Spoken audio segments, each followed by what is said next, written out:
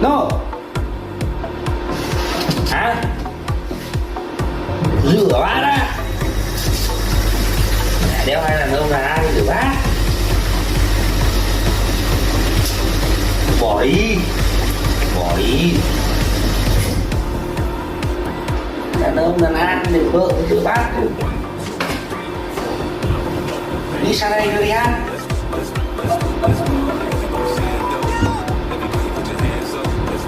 Cái gái xinh đầy. Toàn các em chân dài là phục vụ tận nơi. Chỉ để cho vợ con về nó rửa nhá. Đi sang đi, sang luôn đi nhá.